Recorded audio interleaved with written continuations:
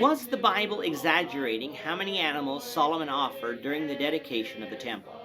This is the question we seek to answer today as we continue our verse by verse study of the book of 1 Kings on walking through the Bible. Today we're going to be discussing 1 Kings chapter 8 verses 54 to 66. But before we do that, let's read the passage.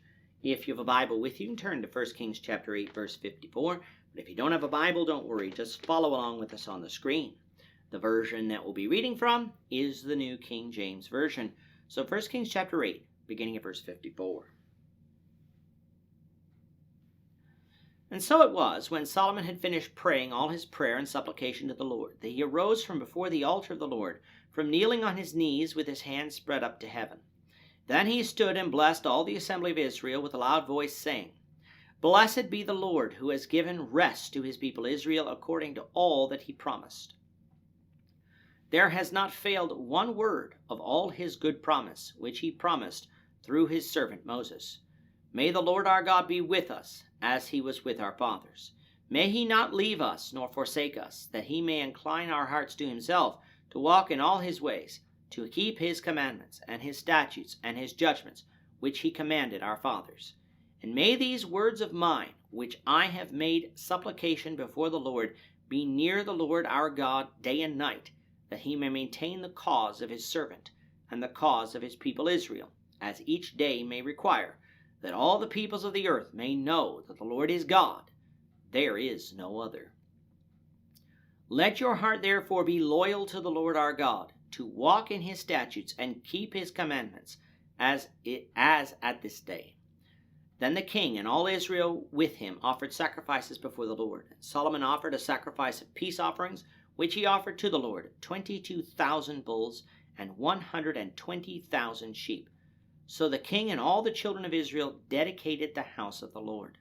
On the same day the king consecrated the middle of the court that was in front of the house of the Lord, for there he offered burnt offerings, grain offerings, and the fat of the peace offerings, because the bronze altar that was before the Lord was too small to receive the burnt offerings, the grain offerings, and the fat of the peace offerings. At that time Solomon held a feast, and all Israel with him, a great assembly from the entrance of Hamath to the brook of Egypt, before the Lord our God, 7 days, and 7 more days, 14 days. On the 8th day he sent the people away, and they blessed the king, and went to their tents joyful and glad of heart, for all the good that the Lord had done for his servant David, and for Israel his people. Solomon has now built the temple in Jerusalem. Israel has been in the land for almost 450 years by this point, and had only a tabernacle to worship at. This was not an oversight on Israel's part, for God had not asked for a temple. But just as God didn't move quickly to give Israel an earthly king, he also didn't move quickly to have them build a temple to him either. He was Israel's king, and he was fully satisfied with the tabernacle that Moses built at his instructions. But now that Israel had an earthly king and was a growing nation, that king wanted to build God a temple. David was that king. However, David was a man of war, and so God didn't allow David to build him a temple. He would allow David's son to do so. And God followed through on that promise, with Solomon building God this temple. And what a grand structure it was, for it was made of stone, with the insides overlaid with wood and then gold. It was double the size of the tabernacle and could be seen from afar as Jerusalem sat on a mountain. People would come to it and worship, for God promised that his presence would be there, even though God does not dwell in temples made with hands. Following Solomon's prayer of dedication, where Solomon praised God for who he is, what he had done for Israel, and prayed that God would continue to hear the prayers of his people, especially when they repented, now was the time for the temple worship to begin. Solomon began by blessing the people who had gathered for worship. He called on them to never leave the commandments of the Lord and always follow him with all their hearts, as the Lord has been faithful always to them, especially concerning the land of promise in which they now dwelt. Should they do this and remain loyal and obedient to God, then all the world would know that Jehovah, the God of Israel, is the only God, the one whom all should worship. The implication is that should they not do this, then God's name would be blasphemed among the nations, leading those nations to continue worshiping false gods and not coming to faith in the true God. And Solomon's statement about obedience still rings true today.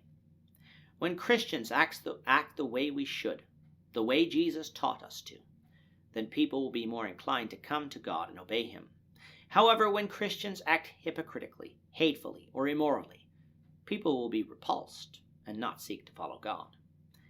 Now, it's not that our actions, no matter what they are, make God any more or less than he is, for he is God regardless, but they do cause God's name either to be magnified or dragged through the mud.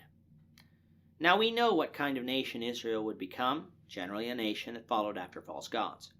May we learn from their example not to turn to idolatry and sin, so that the gospel can be preached and not hindered in any way, and people can come to Christ in faith and obedience.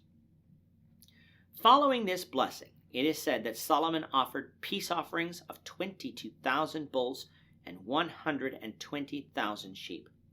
Recall that the peace offering was symbolic of communion between God and man, so that Solomon offered these sacrifices is wholly appropriate given the situation. Now, some might see the number of animals sacrificed as an exaggeration or perhaps a copyist error, but 2 Chronicles 7 will agree with this number, so we have no reason to doubt the number. Is this number reasonable? Yes, for a couple of reasons. First of which is that this was a 14-day feast, meaning that all these animals weren't offered on one day, but several. The second reason is that there was quite a large number of priests at the time, likely around 2,000 to 3,000, meaning that each priest, if they worked in the temple, would be able to participate in the sacrifices. If there were 3,000 priests at this time, it would mean that each priest would only sacrifice 40 sheep and 7 bulls over the 14-day feast, a reasonable number. And the third reason is, the text says that they had to consecrate another altar for the purpose of this sacrifice, for the first altar couldn't receive all his offerings, showing us that the number of animals to sacrifice, not to mention the burnt offerings and the grain offerings that were also offered, was large. The joyous occasion of this dedication and the number of people present would also necessitate such a large number of sacrifices, so let's not doubt what the Bible tells us here simply because there are some skeptics who don't believe in the Bible anyway, and they find that number rather large. In all, this was a 14-day feast in the 7th month of the year, which coincided with the Day of Atonement and the Feast of Tabernacles.